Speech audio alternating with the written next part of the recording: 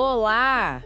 Que bom ter vocês conosco. Nós somos uma IA desenvolvida pelo site Ponto Geek. Curadoria de conteúdo humana por Gordo Geek. Eu sou o Eduardo. E eu sou a Jéssica. Bem-vindos à nossa análise de hoje. Vamos começar hoje falando da Engadget.com, que trouxe uma notícia da Nintendo. Parece que eles acertaram em cheio de novo. Ah, o Switch 2? Esse mesmo. O lançamento foi, assim, um estouro. Venderam 3,5 milhões de unidades. Nossa. Em quanto tempo? Em só 4 dias. 4 dias. Caramba. É muito rápido. Demais. É um recorde para a Nintendo. E a meta deles agora é vender 15 milhões até março de 2026. Impressionante. Só para ter uma ideia, né, o Switch original, que até era mais barato, tipo $300 contra os 450 do Switch 2, levou quase um mês para vender 2,7 milhões. Então, assim, a diferença é brutal. É, realmente. A demanda foi, tão absurda que a Nintendo teve que usar sorteios, né? E as filas nas lojas gigantescas. Imagino. O presidente lá, o Shuntaro Furukawa, ele até veio a público pedir desculpas para quem não conseguiu comprar logo de cara. É o mínimo, né? Com essa procura toda. Sim. E ele já correu para falar com os fornecedores, pedir para aumentar a produção. Parece que aprenderam a lição, sabe? Com os problemas de estoque que tiveram com o primeiro Switch. Que bom, né? Sinal que ouviram umas reclamações. Pois é. Mas, olha, nem tudo são flores. Ainda tem o risco no ar. Qual? Aquelas possíveis novas tarifas lá nos Estados Unidos. Se isso acontecer, pode forçar um aumento no preço do console, né? E aí? Aí pode diminuir essa demanda toda. Entendi. Complicado. Exato. Ficar de olho nisso. Bom, mudando um pouco de assunto, mas ainda em tecnologia, temos uma notícia do Tim Hardwick na Macrumors. O WhatsApp decidiu apoiar a Apple numa briga judicial. Ah, eu vi isso. Contra o governo do Reino Unido, né? Isso mesmo. O Home Office britânico, tipo o Ministério do Interior deles, exigiu acesso secreto a dados criptografados do iCloud. E não só no Reino Unido, né? Queriam acesso mundial, baseado numa lei deles lá, a Lei de Poderes Investigatórios. Exato. E a Apple, em vez de só ceder, bateu o pé. Fiz mais que isso. Eles removeram a funcionalidade de criptografia avançada para quem está no Reino Unido. Foi em fevereiro isso. Uma medida bem drástica, né? Nossa, forte. E o chefe do WhatsApp, o Will Cathcart, entrou na história. Entrou. Ele disse que essa exigência do governo britânico abriria um precedente perigoso. Falou que vão defender o direito a uma conversa privada online. Faz sentido vindo do WhatsApp, que vive falando da criptografia deles. Total. E não foi só ele. Lá nos Estados Unidos, a diretora de Inteligência Nacional, Tulsi Gabbard, também criticou. Chamou a exigência de violação flagrante da privacidade. Interessante essa repercussão internacional. E a justiça britânica? Então, um tribunal lá impediu que o caso fosse totalmente secreto. Pelo menos isso. Dom, o governo do Reino Unido argumenta que precisa desses poderes para investigar crimes graves, o que a gente entende. Claro, é o argumento de sempre. Mas a Apple rebate dizendo que criar essas backdoors, essas portas dos fundos, né, compromete a segurança de todo mundo. É aquela velha tensão. Segurança nacional versus privacidade individual. Não tem resposta fácil. Não mesmo. É um debate constante. Agora vamos falar de processadores. O tudocelular.com está reportando que a MediaTek está se preparando para lançar o Dimensity 9500. Ah, sim? A ideia deles é clara. Ir para cima do Snapdragon 8 Elite Gen 2 da Qualcomm. A briga tá boa nesse segmento. E parece que eles estão com pressa. Um vazamento sugere que o lançamento pode rolar ainda em 2025. Sério? Antes do Snapdragon? Porque o da Qualcomm tá previsto para ser revelado em 23 de setembro, né? Exatamente. Ou seja, a MediaTek teria pouco tempo para agir se quiser sair na frente mesmo. É uma corrida contra o tempo. Total. E já tem especulação sobre quais celulares vão usar, né? Sim. Falam que alguns modelos chineses, tipo o Oppo Find X9 e o Vivo X300, podem vir com esse Dimensity 9500. Entendi. Enquanto isso, o Xiaomi 16, o iQOO 14 e o próximo topo de linha da OnePlus devem continuar com o Snapdragon. O mercado fica dividido. Pois é, e tem os rumores mais ousados sobre o Dimensity 9500. Dizem que pode até superar o chip A19 da Apple, usando um novo núcleo da ARM, o Cortex-X 930. Nossa, superar a Apple é sempre uma meta ambiciosa. Falaram em números. Falaram. Uma pontuação acima de 3,5 milhões no Antutu. Uau! É um número altíssimo para benchmark. Mas claro, A gente sabe, né? Benchmark é benchmark. O uso no dia a dia é que realmente importa. Mas não deixa de ser interessante essa movimentação da MediaTek. com certeza, mostra que eles não estão para brincadeira. Agora, vamos dar um pulo para política e tecnologia, uma mistura que sempre dá o que falar. A Emma Roth, lá na The Verge, noticiou um anúncio importante do presidente Donald Trump. Feito onde? Do Truth Social, imagino? Exato, na rede social dele. Ele anunciou um acordo preliminar com a China. Opa, um acordo? Sobre o quê? Basicamente, garantiria o fornecimento de terras raras para os Estados Unidos, que é algo crítico. Fundamental para a tecnologia, né? Sim, manteria as tarifas totais em 55%, combinando as novas e as que já existiam. E olha que interessante, permitiria que universidades americanas continuassem aceitando estudantes chineses. Ah, isso é relevante, porque teve tensão sobre isso. E a China, o que daria em troca, além das terras raras? A China aplicaria uma tarifa de 10% sobre produtos americanos, mas, claro, é um acordo preliminar. Precisa da aprovação final dele e do presidente Xi Jinping, né? Entendi. Sim, esse anúncio vem depois de semanas de muita incerteza econômica.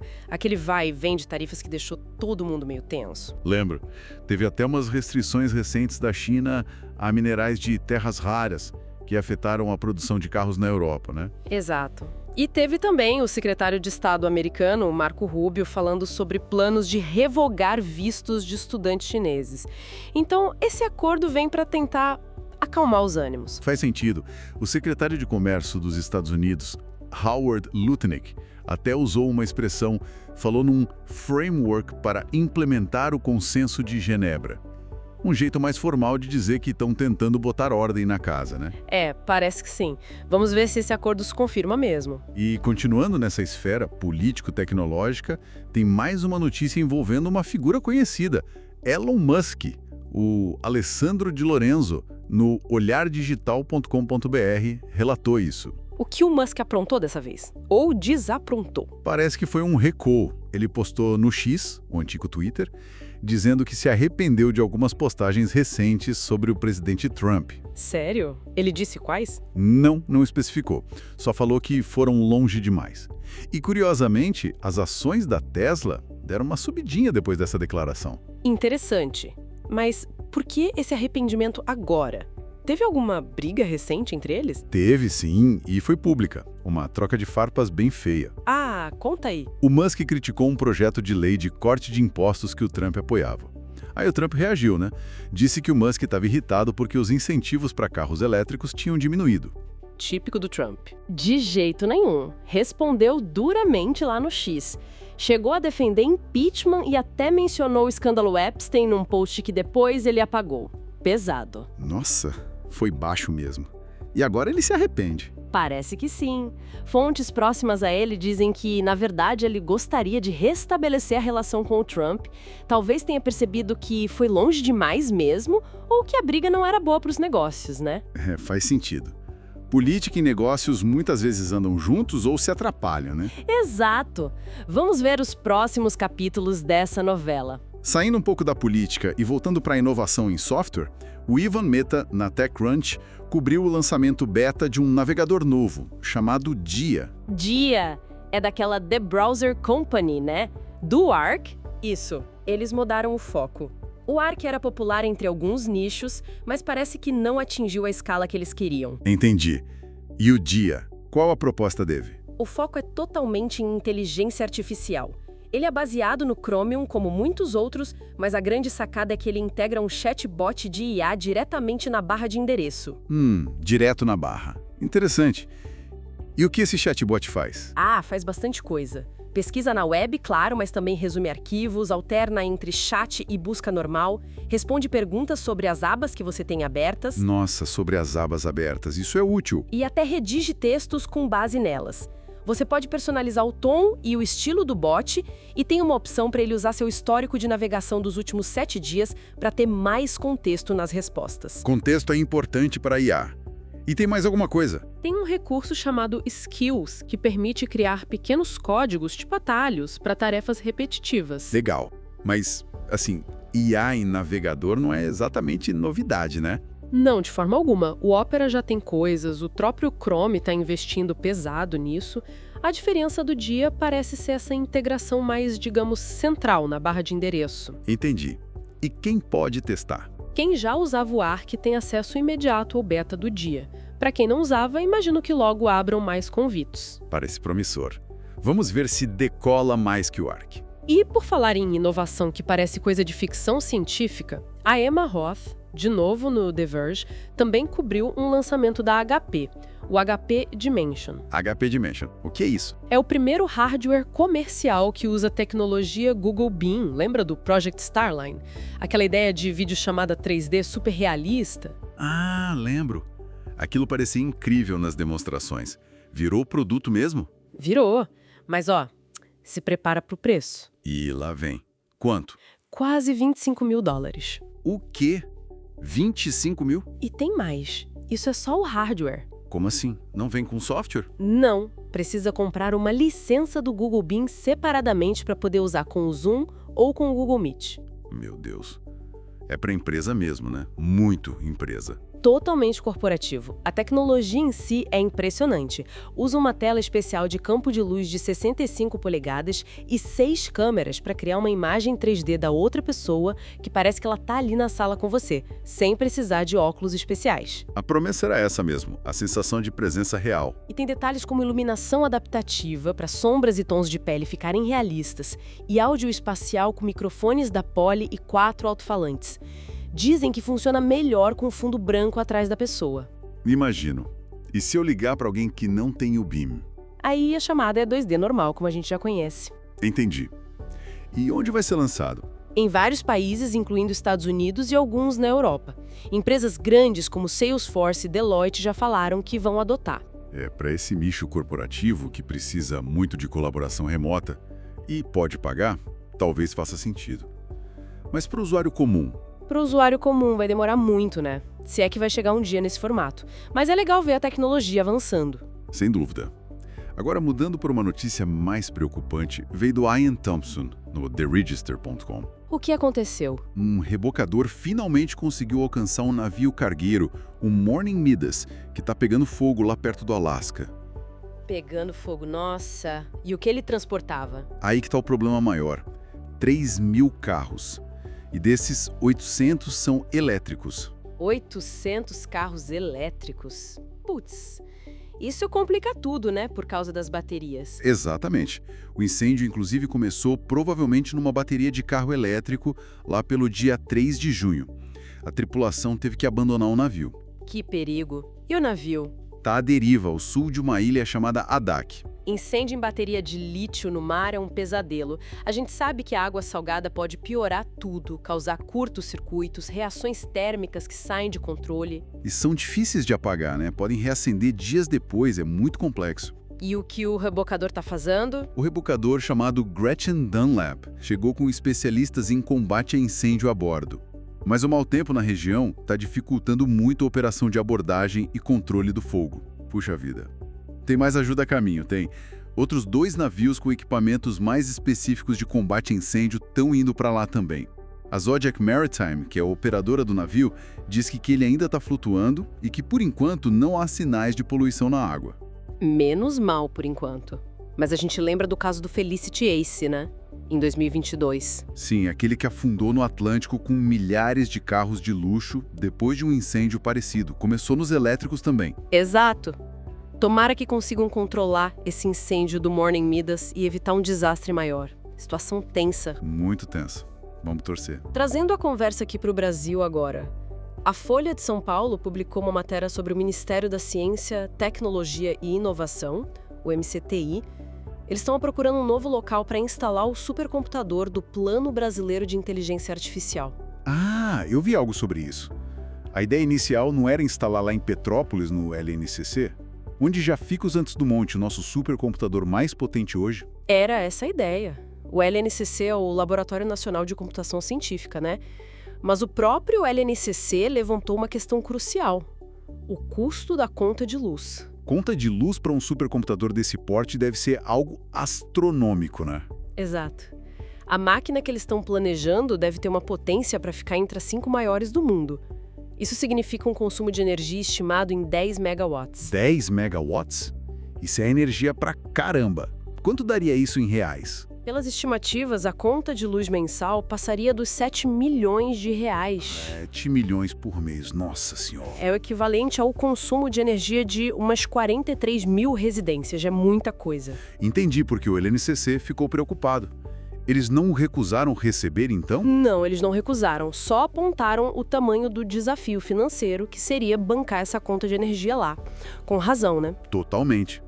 E aí, quais as alternativas que o MCTI está avaliando? Bom, uma opção é o Rio de Janeiro. O prefeito Eduardo Paes até ofereceu construir uma usina solar dedicada para alimentar o supercomputador. Uma usina solar dedicada. Interessante. Outra possibilidade é Foz do Iguaçu, lá no Paraná.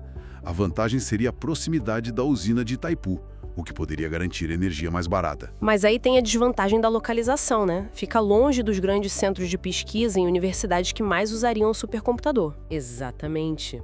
É um dilema. Custo da energia versus proximidade dos usuários. E não é só esse projeto.